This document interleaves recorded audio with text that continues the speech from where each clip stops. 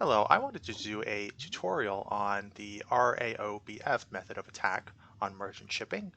There are a number of other tutorials on this topic, however, most of them are on other systems like Silent Hunter 5 or like U-Boat, or they're quite old, like bad, like pixels or whatever, quite outdated, or on other systems.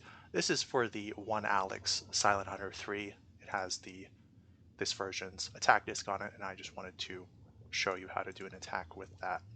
This is in the Naval Academy, so you can easily try this for yourself. First off, you want to make sure the compartment is full, so we'll fill it up. Get our guys in it. I want to make sure this bar is fully green. I know that this guy is a torpedo man, so we'll swap him out first and put him in here. Now we have a fully green deck here. There won't be any odd failures, beyond what the mod has, which is fairly considerable. So the first thing is we'll try to get a good measurement. I'll explain the attack this in a second. But first off, you'll notice how this periscope is very wobbly. You can actually control it by holding down left control, and that makes it much more fine-tuned control. So you have much more control over it, and you can see without it, it's extremely difficult to get to the bottom of a ship, but with the holding down control, you can do it quite easily. So the first thing we're going to do is actually nothing to do with the attack disc itself. First, we're going to use the U-Jagd watch to get the target's speed. We'll start with this very basic tool. So go ahead once it's passing here. Once the first part of the ship enters this reticule here, you start the watch, and then you wait for it to fully pass through. And then based on not Albanian, but British shipping, based on how long the ship is which category you use. And we're going to see in a second that this is going to be a little bit problematic. So it passed in 29 seconds. I think I was a little bit slow on the draw there, but I think it was about 29 seconds. So this suggests that if it were 150 meters, it would be traveling 10 knots. If it were 100 meters, it would be traveling shy of 7 knots. If we were to combine those two things, because, well, actually I haven't taken the measurement yet. You wouldn't know why. Because it's 129 length. This is between 150 meters and 100 meters. So you would want to take, just using the U-Jagd watch, you would want to take a measurement between these two numbers. And so what that would be, like 17 divided by 2, that would be 8.5. That's actually a really terrible number to have. But it was actually closer to 10 than it was to 7. So we'll say it was 9 knots. The U-Jagd is saying that it's a little bit of a higher number too. So we'd be more biased towards the 150. So the U-Jagd is arguing that it's 9 knots. So we'll see what the RAOBF has to say in a minute. But just to go through the RAOBF disk, the most outer ring here that cannot be moved is the ship length and mast. This is in meters, just plain meters, not hundreds of meters. The movable part of the disk, the first ring, is in hundreds of meters. This is going to be a range measurement. The inner part of the movable disk is going to be the optical markings length, and you can see that it has two little markings here, one here and one here. This is the 1.5 times magnification optical markings. So if you're counting at this magnification right now, this is 1.5 times, you use this one. If you're at this 8 times, you use the top one. So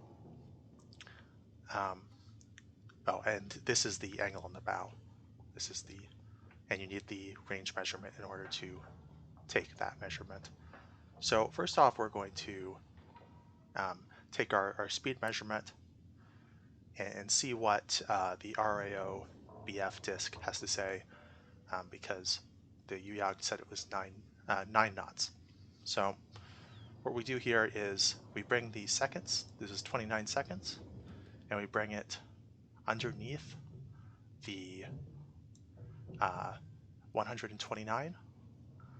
So this is the length of the ship in meters, 129 meters. The number of seconds of the U-Jagd watch, or just doesn't have to be a U-Jagd watch, it can just be an ordinary watch, in 29 seconds. And then once we do that, we go to this red line, and this sort of gives us the same complicated number that we got with the U-Jagd watch.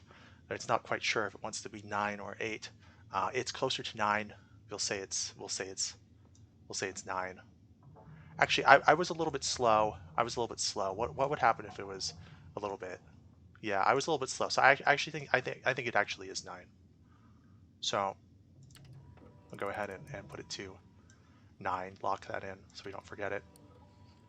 Next, we'll do range. For range, we'll go ahead and be zoomed in as we are. Go down here.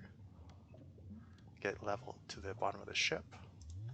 Open this up, and we're going to count how many are to the top mast here. However, this is made difficult by the fact that this is rocking up and down, so you're probably going to get a bad measurement here if you have this part of the game enabled. So this is going to say 1/2, 1, 2, 1, 2. It's a 2.5, I think. Let's see, 1, 2, 2. I think 2.5 is fair. About 2.5 is fair. I think that's an objective truth here. This is 2.5 lengths at 8 times magnification. However, you should see if it zooms out, it's around maybe 0.5 or 1, maybe like 0.75 at this magnification. This is at the 1.5 times magnification, and you see it kind of agrees with that, because this says 0.5, this says 1, and this is sort of in between. So this seems correct. You can check your work doing this. Try counting at both magnifications, and they should agree with each other. And what we can do now, I'm kind of getting trolled by this ship right now, but that's fine. I already have my measurement. I can go ahead and I can put the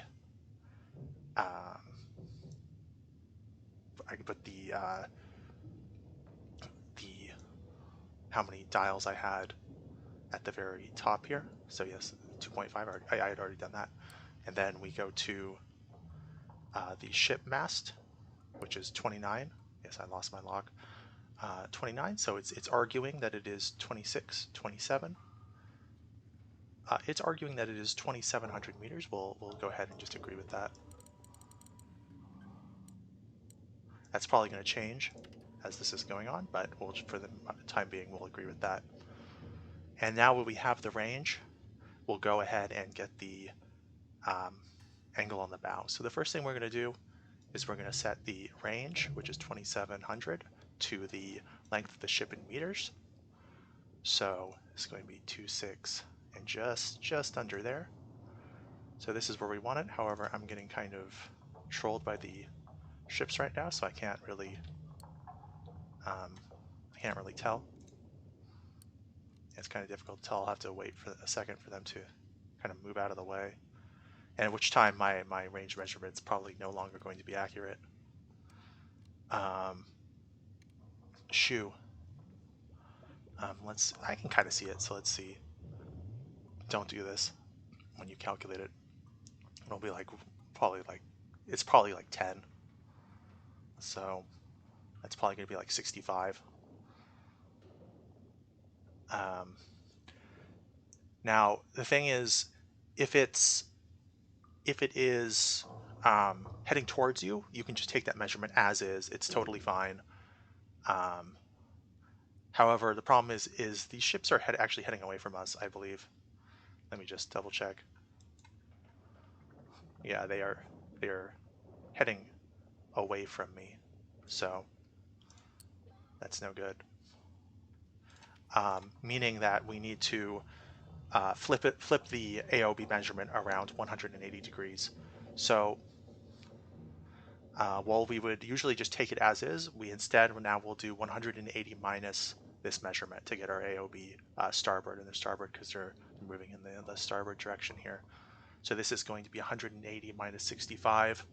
That's going to be 175 minus 60, 115. So we'll say it was 115. And now we have all our measurements, and if I can just get a mere lock on this ship, I can go ahead and fire if they'll get out of my way. But on paper, we have all of our measurements here. I just need a clean shot.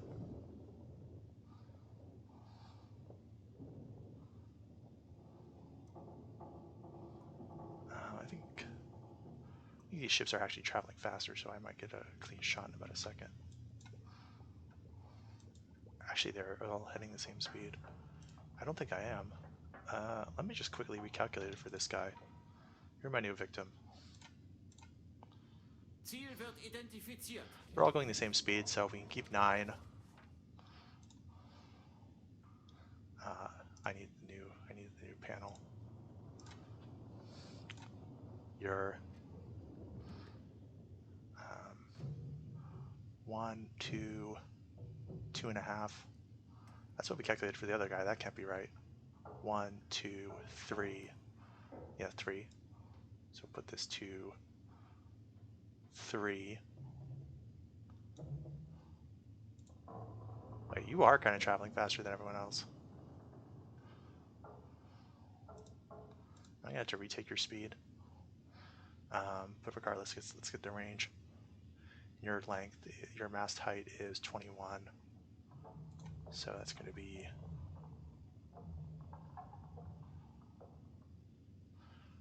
it's arguing that it's 1,600 meters away from me. So we'll just go ahead and believe that.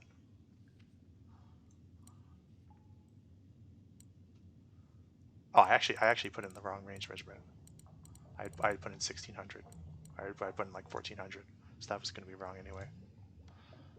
This guy is definitely traveling faster than everyone else. I'm going to recalculate his speed. Let's recalculate it.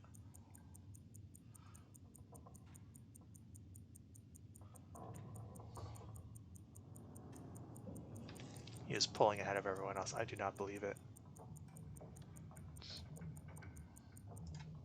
Alright, so he is, what is this, 15, 16, 16.5. That's not a kind number.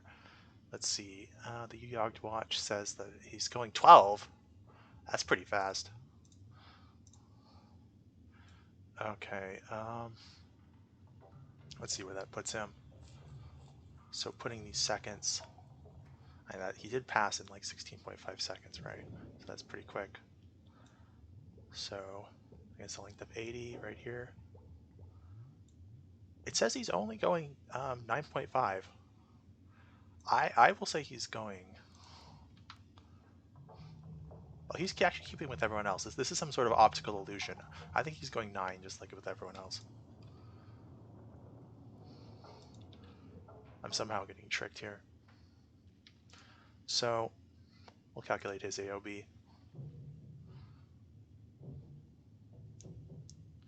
Why is this so wrong? Oh, because it's 100 versus 80. Right, it should be like dialed back a lot. Sure.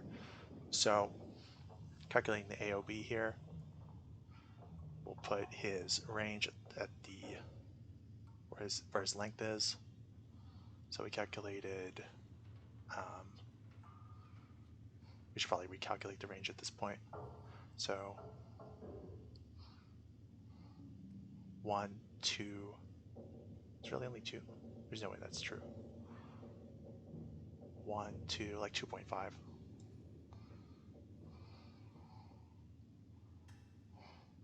Maybe a little bit less. I'll say a little bit less.